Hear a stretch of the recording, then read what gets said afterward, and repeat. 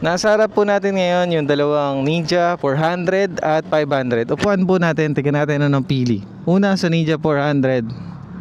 Ito yung value niya. At yun, ang gaan. Ginanon lang natin agad, no? At yan po yung weight difference sila. Mas mababa yung upuan. Halos same lang sa tangke. Wow, ang ganda ng dash. Analog pa. Tapos ito naman po yung Ninja 500. Medyo mas mabigat na ng konti. Tapos parang mas mababa yung upuan, mas malambot. Or same lang. Mas bulky yung feeling na itong Ninja 500. Lagyan na sa screen yung difference sila sa price at sa specs, sa everything. At yung height ko na 5'10", 5'11". Inseam height, lagay din natin. Yan. Galing sa previous vlog, ang next vlog natin ngayon is na-try natin yung Ninja 400. Ano kayong feeling from N500? Shoutout ulit kay Caster, maraming salamat. And shoutout dito kay Boss Marlon. Ayan po, bago na yung headlight ni N500. Ayan, kung titignan sa side view, yung bike po na itong dalawa, merong decals na green. Pinalitan lang po natin ng black para maging all black para sa shoot natin tomorrow. Pares lang slip on at Leo Beans naman yung sa Ninja 500 na binlag natin sa last vlog. Ngayon po naka-Acropovic. Ito po yung dash ng Ninja 500 SE dahil keyless na at mas maganda na yung visor. Ito naman po yung Ninja 400 na 2023 or last model ng Ninja 400 bago magkaroon ng Ninja 500. Ganito naman po yung display. Yan. So sana napag-compare natin sa inyo yung dalawang bike na Ninja from previous na Ninja 400 to Ninja 500. Parang ano lang yan guys, NK 400 naging 450 NK. Sabi ko kanina dito medyo mabibrate, nadagdagan ng 100cc, pero sa HP 2 HP lang pala nadagdag. Pakiramdam na natin yung Ninja 400. Kung ano masasabi ko rito, galing dito sa Ninja 500 SE. Ilan ba ang RPM nito? 14,000. Yung Ninja 400 ay 15,000. Okay, tara, ikot natin. Sakto, gustong ikot ni Boss Marlon yung Ninja 500. Siya po yung owner netong Ninja 400. Balitaan niya tayo mamaya kung ano yung mapipil niya pagka inikot niya lang dito sa street na to. Tayo medyo habaan natin dito sa Ninja 400 para makapag-vlog tayo. Mas magandang Ninja 400 at parang mas maliit ng konti. Pasensya na po sa ating quality, no? Ulitin natin ito mamaya. Palit lang tayo ng lens sa bahay. Okay, ramdam ko na agad. Mas may torque agad yung Ninja 500. Pero mas mahaba pala ng 1,000 RPM yung RPM nito. At ganun, parang mas less vibrate. Mas pino ng konti. Hindi ganun kalaki yung pagitan ng vibration. Yeah, tingnan natin mamaya. Sorry yung talbog nito, pero parang mas maganda yung talbog ng Ninja 500. Sa mga first time magka big bike, isa to sa number 1 option. Lalo na nung wala pang ZF Moto. Kasabayan nito yung Duke 390. Ito ang Kawasaki Ninja 400. Meron na pong bago nito ngayon, Ninja 500, at yung nakaraang vlog natin na Ninja 500 SE. Slip-on na Acropovic. Inline 2 parallel twin.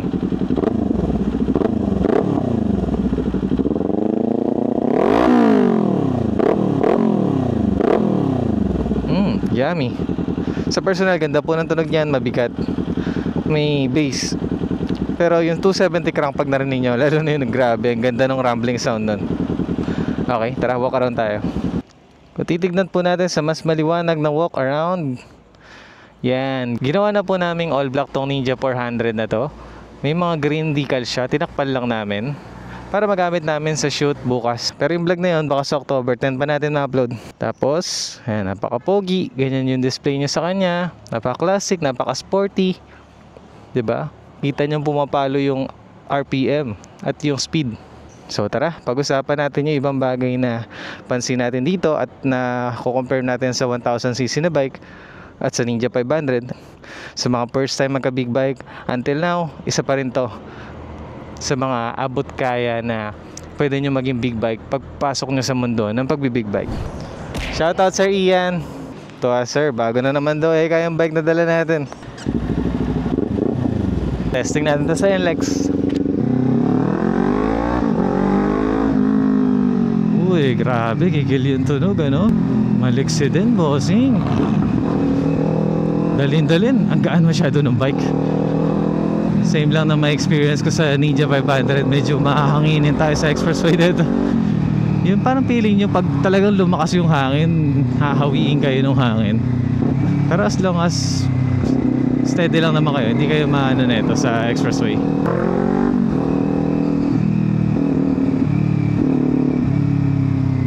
Tara, ikot lang natin sa Pulilan. Let's go. Ako, bakit wala? Hindi binasa, so ibig sabihin cash.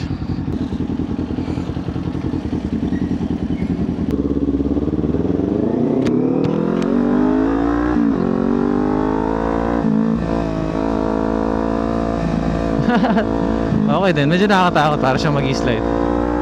Grabe, ang dali-ilin ng mga magagana bike.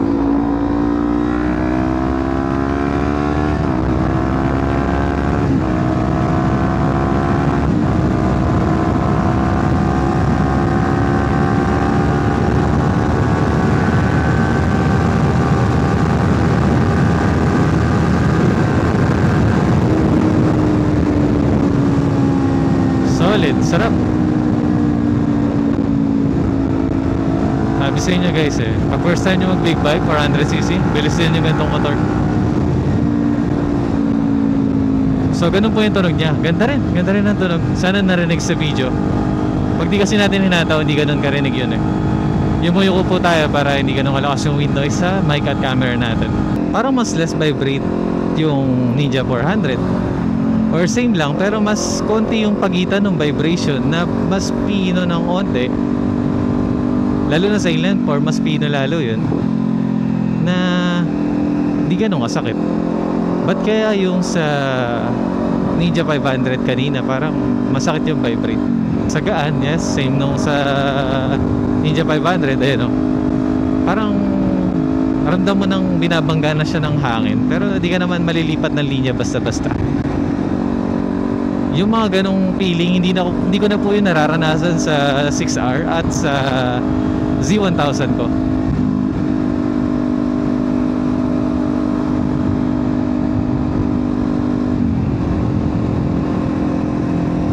Mas may inaatrasan yung upuan dahil mas may space siguro yung pairings. Pero yung talbog na bigla kang malubak, mas masakit dito. Yung sa upuan, hindi na ako napo-forward gano. Hindi katulad sa Ninja 500, napo-forward ako sa paharap sa tangke na para ka maitlogan. Dito, hindi na. Parang mas malapit ng konti sa akin yung handlebar na ito, na parang pwede nating hatakin ganun sa katawan natin, sa dibdib natin.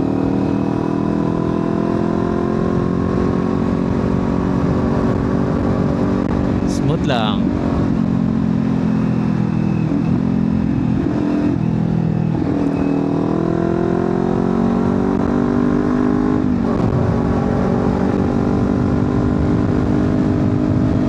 Kung sa ZX6R vlog, medyo nahinaan ako sa 6 gear na torque.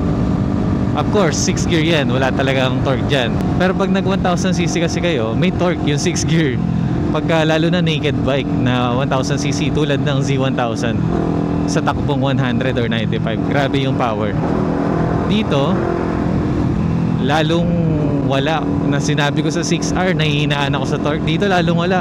Kumakalahati yung throttle, lumulundag lang ng konti, hindi talagang angat. Yun po ay nasasabi ko lang dahil naka Z1000 na tayo. Pero for beginner, galing kayo na Sniper, Raider, lakas to. Saka sarap po, nakapag-expressway at talagang solid. Grabe, mapapadami ka ng ship pero wala nangyayari.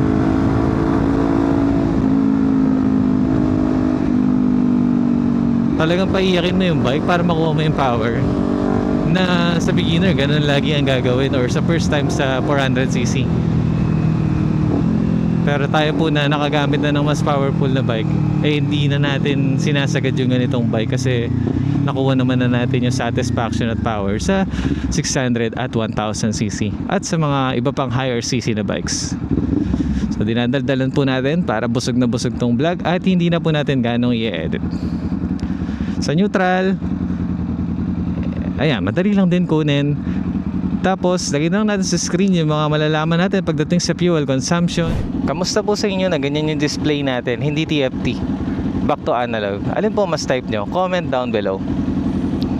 Pero kung ako lang, second hand basis na price ng bike, lalo na ito magpe-phase out na at nagkaroon na ng discounted price, Ninja 400 na ako. Ganun din naman, hindi nagkakalayo sa power. Pero sa suspension talbog, parang mas okay nga yun. Tapos keyless pa yung Ninja 500. Tapos mas malaki yung ganitong visor. Yan, tapos naka TFT display pa kayo. Bagong bago sa feeling. Alright, let's go. 35 pesos. Sa tunog, same na same lang din naman. Mas may bigat lang ng konti yung tunog nung sa Ninja 500. Although magkaiba sila ng exhaust. Leo Beans yun, tas ito naman Acropovic. Pero ramdam ko ngayon yung mas magaan talaga tong Ninja 400. Sarap lang din ng classic feeling, no? Dito sa Ninja 400 na ganito yung tachometer, yung display.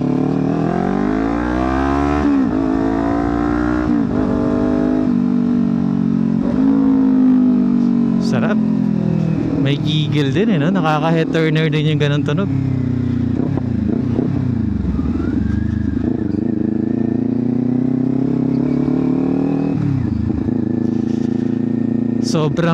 Sobrang pinantasya ko tong bike na to nung hindi pa ako nakakapag big bike. Lagi ako naghahanap ng vlog nito sa mga sikat na vlogger kasi gusto ko nakikita yung dashboard at kung paano siya patakbuhin. So sana sa mga gusto rin magka Ninja 400 or first big bike nila, makatulong tong video na to para makapag-manifest kayo at na-motivate kayo na mangarap ng big bike nyo at mapil nyo yung bike nyo na habang di nyo pa nabibili. Buti dito naglabas agad ticket. Uy, pababa yung kalsada. Alright, let's go.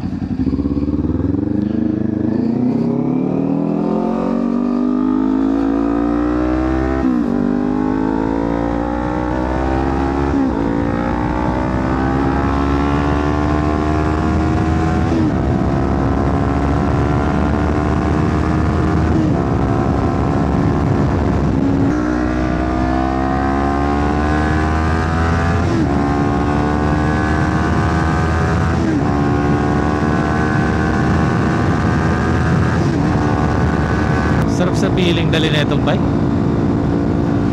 Yung first time mo lang makapag-expressway, first time mo lang makapag-big bike, grabe, feel na feel mo dito kasi pwede kang yumuko, pwede kang magtago na para ka nasa aeroplano sa dash ng Ninja 400. At sa design ng motor mo, alam mo ang pogi mo dahil sporty design, kahit na sports touring to. Mas gusto ko yung pagkakayo ko dito, nadantayan ko yung tangke at pairings gamit yung tuhod ko. Tapos nakapatong pa yung siko ko doon sa tuhod ko. So talagang saktong-sakto yung ergonomics nito sa pagtatak. Na parang talaga nasa sport bike. Na medyo malapit nga lang sa feeling na malapit yung dash sa'yo. Pero okay na, enough para makapagtago. Sarap. Feel na feel mo yung pagmumotor. Wow, ayan, ayaw mo ng sobrang lakas na hangin, yuko ka lang. Sarap.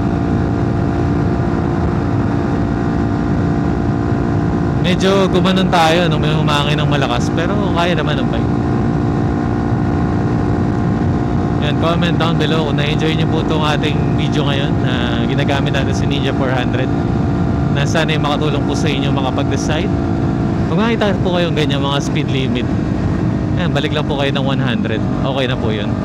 Tapos huwag po tayong babad ng fast lane.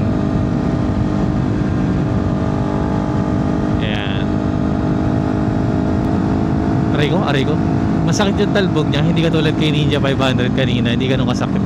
Oh, grabe, masakit yung talbog. Rear brake at front brake, same lang naman, hindi naman nagkakalayo. Power, mas matorque ng konti si Ninja 500, syempre, plus 2 HP, nakakapagtaka lang ba't 2 HP lang yung nadagdag.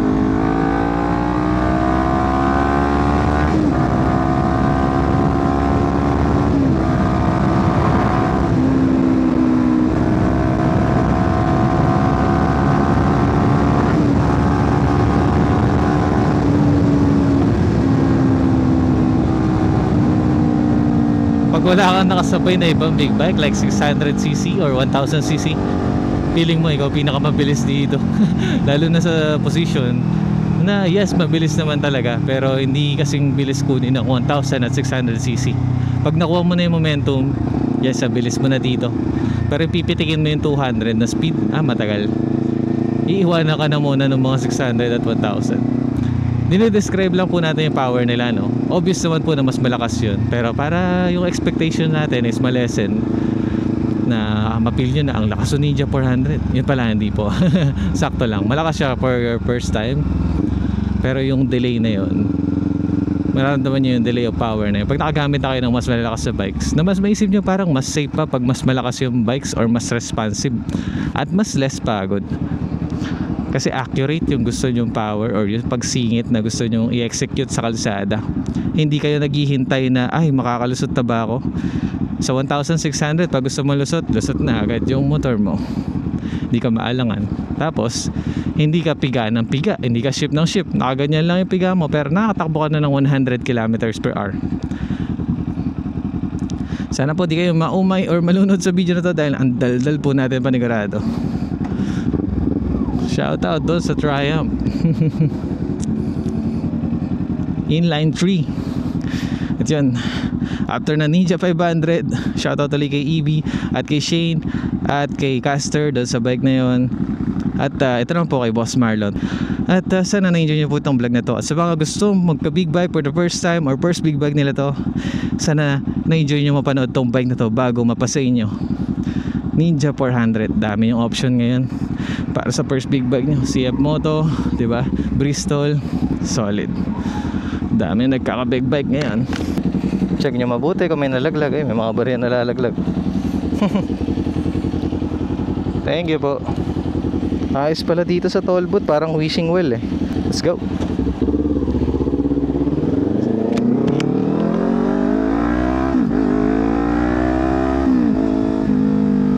Pwede ko isagad yung bike kaso di ko alam yung gulong at feeling ko dudulas. Pero sa corner, ang dali niya higa. Yung sa 6R na sabi ko na hindi pwede sa baby corners, dito sa Ninja 400 pwede. Kasi magaan at medyo touring yung position. Saka siguro mas maiksi yung wheelbase. Tingin ko mas malinaw yung ilaw ng Ninja 500 dahil mas bago yun. Tanongin na rin si Boss Marlon kamusta experience niya sa Ninja 500 sa pag-ikot-ikot noon doon sa highway kung naikot niya. At yun, abangan niyo po yung mga next bike na iba-vlog natin, like yung Honda CB650R daw po. CBR 650R, sorry. Yung sports touring version na kulay pula. Pogi din nun. Isa din sa mga dream bike yun na sport bike na 600cc.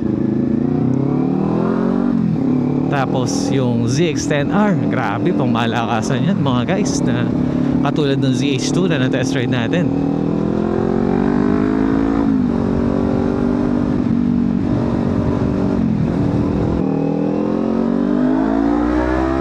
Yung CLC 450, isa pang bike ni YRB Motovlog. At yun, thank you ulit kay YRB, no? Pinadala niya sa atin yung ZX6R na nakaraang vlog at nagamit natin sa Mowash.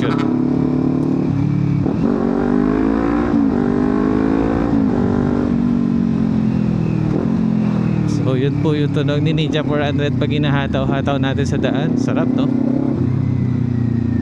Saka yung mga bata, pag nakikita tong ganitong design, kahit hindi tunog inline 4, Ninja, bomba! Tuwan-tuwa sila sa ganitong forma na mga pairings, no? Na parang sport bike talaga.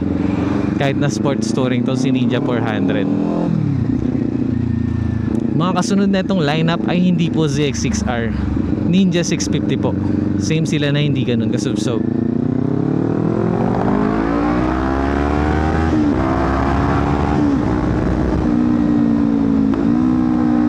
Tapos Ninja 1000, Ninja 1000 SX. Tapos sa kabila naman po na ZX series, ZX4R ang katapat na itong Ninja 400 na yun talaga medyo subsob na, masubsob na.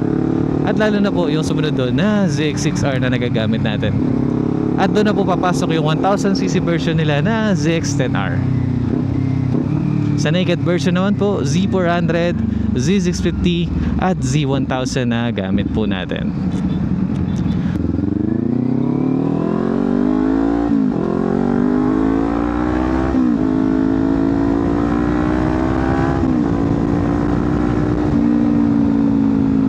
Imagine this is your riding night ride na sinaselebrate mo na nabili mo na yung first big bike mo. Lalo na kung Ninja 400 din yun. At ito yun.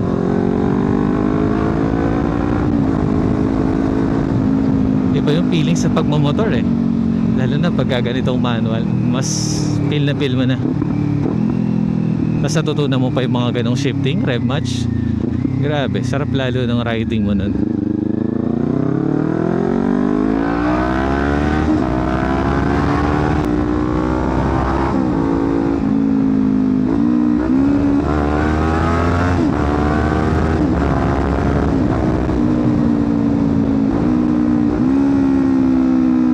Kahit inline to, nagiging music in the ears din. Nakahataw natin siya na hindi niya kailangan mag redline kasi para sa inline to ang haba ng RPM 15,000, grabe. Kaya ang sarap pa sigawin. Kaya ang ganda pala ng tunog nito kahit inline to lang pag bumabanat na. Depende nga lang sa exhaust. Pagka yung exhaust nito bulaw, masakit sa tenga talaga. Ang katunog nito is parang si NK400. Pero yung NK400 kasi guys, kahit na maporma, grabe naman kasi yung bigat dun, pang 1000cc na. At nadidelay tuloy power.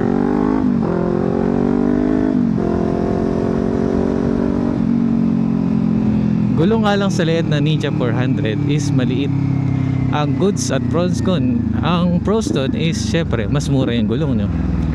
Ang cons is sa looks na hindi siya mukhang big bike or medyo nagmumukha siyang maliit pag natabi na sa 600 at 1000cc.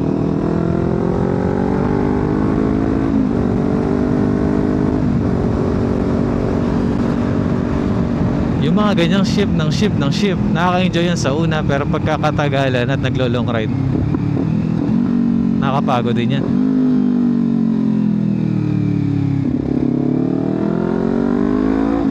Unlike sa 600, sa 1000cc na nagagamit ko, kino-compare ko lang po kasi yun yung experience ko para malaman yung pagka nag-upgrade kayo soon, medyo hindi na ganun kabilis yung pag-shift. Pwedeng malayo na yung pagitan kasi yung power nandun na. At hindi na ganun ka-vibrate. Ito yun ang kasarapan. Maliwanag naman yung ilaw na ZX-6R. Ayun, itong Ninja 400.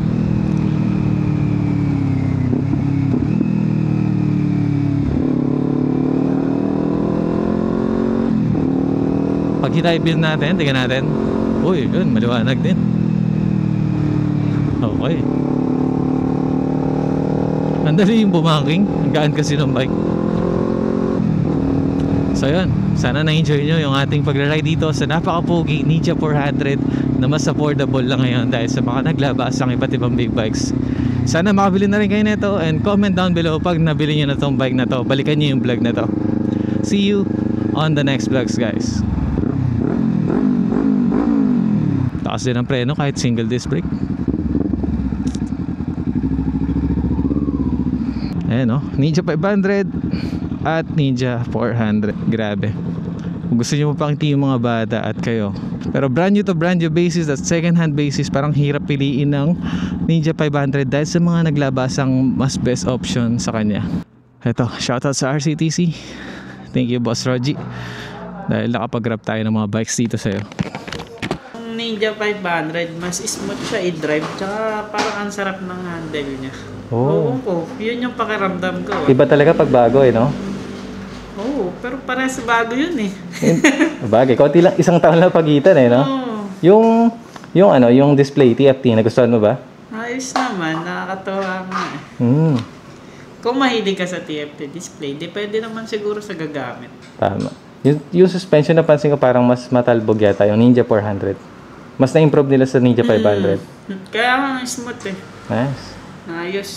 Thank you, bossing, sa pagpapairam.